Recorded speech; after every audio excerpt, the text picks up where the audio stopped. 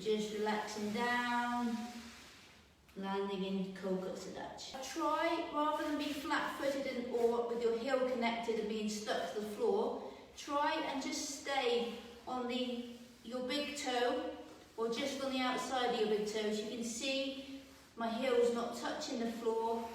So it's 1, 2, 3, 4. And what tends to happen is when people's legs get tired, the heel drops, toes come up, and then they start dragging our heel through the mud. So try and stay on your toes. Our hands shouldn't need to go back to come forward. They start here. As we turn our hips, our hands naturally come to the side. We don't force them out to the side. I turn my hips and they're in that position. In that very relaxed, very purposeful way. No sharp, stiff movements. Okay, that's not the energy that peaceful mind, number 4, which is heian, yondan, is all about. It's about being peaceful, mindful, and connected. Rather than land, then hands finish, try together.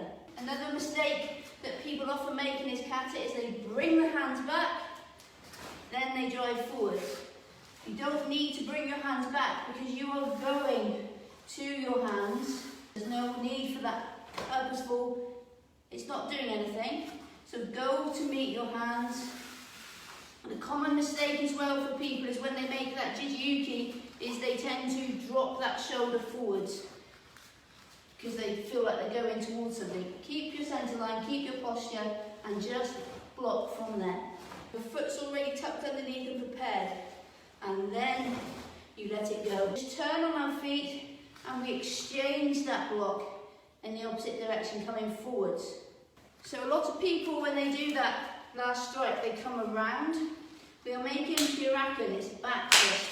So as we come forwards, we want a sense of it coming down. After here, that maigeri, we block and we prepare, and we're trying to land together. What sometimes happens is people do the maigeri, and then they go 1, 2.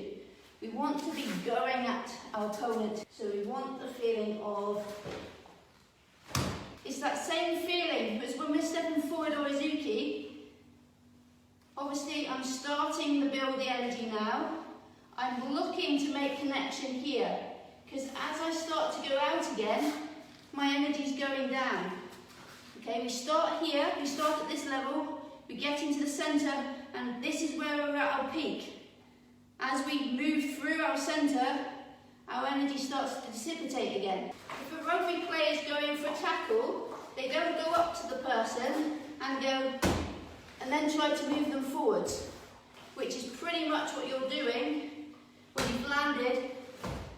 Okay, everything's dead. A rugby player, when they want to tackle somebody, they're the most powerful as they're going through the air. As they're about halfway, watch what happens to the bag. I kick here, I land, and I strike. If I land together, it's very, very different. Don't be tempted to bring your hands down, to go up, to go down.